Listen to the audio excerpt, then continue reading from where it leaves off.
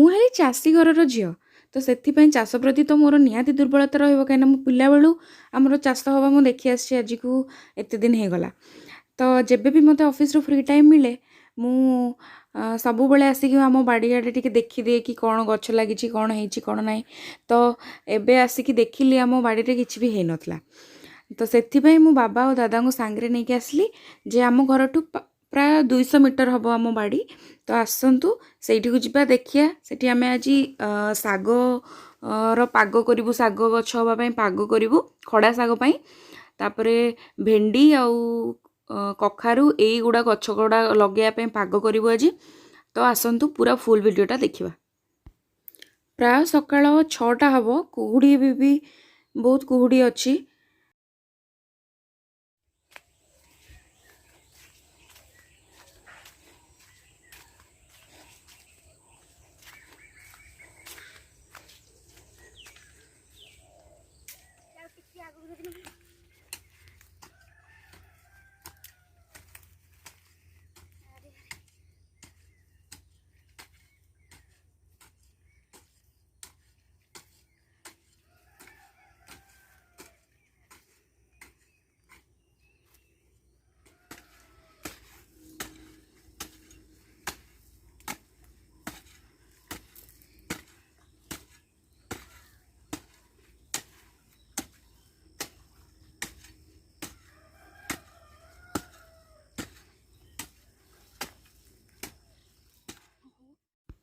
ମାଟିକୁ ଟିକେ ଫାଉଡ଼ାରେ ହାଣିକି ତାକୁ ଟିକେ ଭଲସେ ହାଲକା କରିଦେଲୁ, ଯେମିତିକି ପାଣି ସେଥିରେ ପକେଇଲେ ସେ ପାଣିଟା ପୁରା ସୋକ୍ କରିଯିବ, ମାଟିଟା ପୁରା ଭିଜିକି ରହିବ, ପୁରା ପାଗ ହେଇଯିବ, ଯେମିତି ଶାଗ ମଞ୍ଜି ବୁଣିଲେ ସେ ଆରାମରେ ଗଛ ହେଇପାରିବ।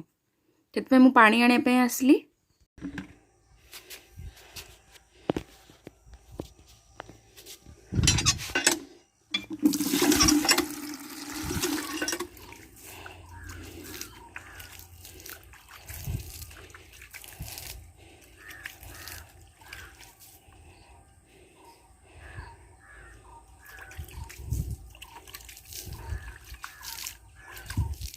କାଲିକୁ ପୁଣି ଆକୁ ଇଏ କରାହବ।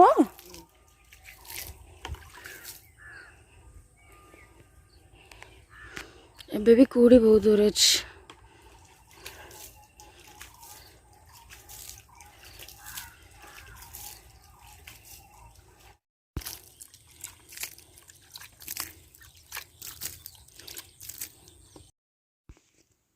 କଖାରୁ ଗଛ ଲାଗିବା ପାଇଁ ଏଠି ମନ୍ଦା ତିଆରି ହେଉଛି, ସେଥିରେ ପାଣି ଦିଆହେଉଛି ଯେ ମାଟିରେ ପାଣିଟା ପୁରା ଭିଜିକି ରହିଲେ ମଞ୍ଜିଟା ଆମେ କାଲି ଲଗେଇବୁ, ସେଟା ଭଲସେ ଉଠିବ। ଏଠି କଖାରୁ ଗଛ ଲାଗିବ ଟି?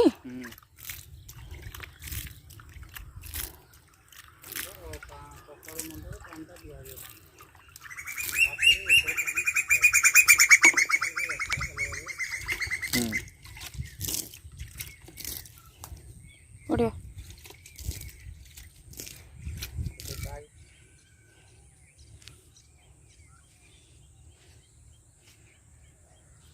ବାଇଗଣର ଫଳ ବି ଟିକେ ଟିକେ ଆସିଲାଣି।